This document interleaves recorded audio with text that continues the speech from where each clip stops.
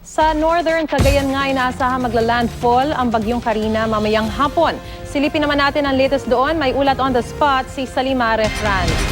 Sam, kumusta na ang lagay ng panahon dyan?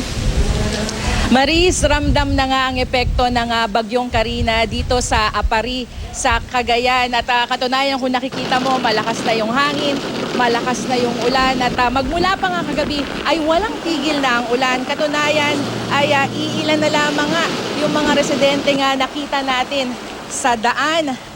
Ang mga mangingisda naman, Karis, ay hindi na pumalaot. Natuto na raw sila sa mga nagdaang bagyo. Ipinagbabawal na kasi ang paglalayag ng mga maliliit na bangka. Ang ilang mangingisda na nakita naman natin, sinisiguro naman na maayos na yung pagkakatali ng kanilang mga bangka para hindi naman maanod ng mga naglalakihang mga alon. Hihintayin na lamang daw nilang bumuti ang panahon para pumalaot.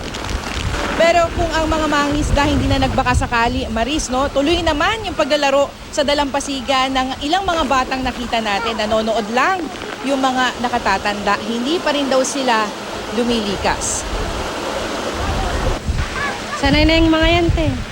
Sanay na sila? Ganyan talaga, pag bagyo talagang naliligo sila. Wala pa silang, yung sinasabi na lumikas, wala. Bigay na po kami ng abiso sa mga barangay captains po sa different barangays na mag-conduct sila ng preemptive evacuation. Pero sa ngayon po siguro sa tansya ng mga barangay officials ay hindi pa naman kinakailangan magkaroon ng evacuation mo kasi nga po hindi pa gaanong malakas yung epekto ng bagyo dito.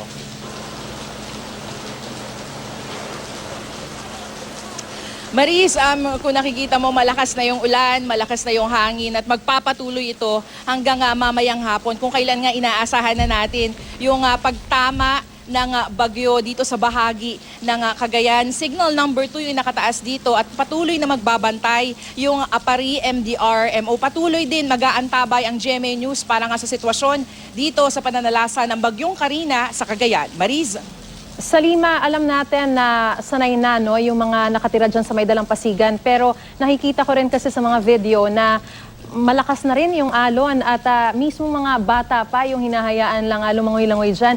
Kahit may preemptive evacuation na ipinag-utos yung MDRRMO, meron bang nagbabantay dyan sa lugar na yan na mga authorities para masiguro rin yung kaligtasan nitong mga batang ito at kung sakasakali mamaya na nga yung pagtama, yung pag-landfall, hindi ba medyo hihikayatin pa sila ng husto na lumipat sa mas ligtas na lugar, Sam?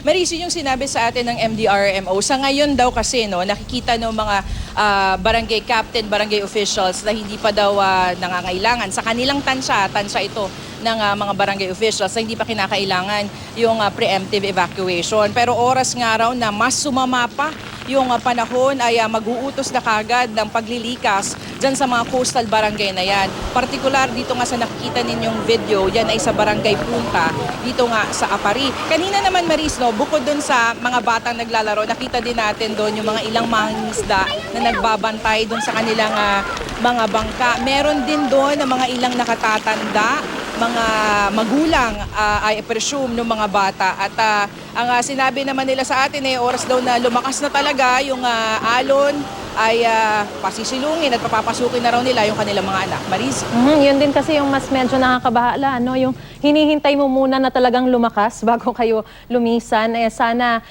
medyo mabago rin yung attitude natin sa pagtingin ng ganyan para mas talagang I am ready tayo sa mga pagdating o paglandfall nga ng bagyo. Maraming salamat sa iyong ulat at ingat kayo dyan, Salima Refran.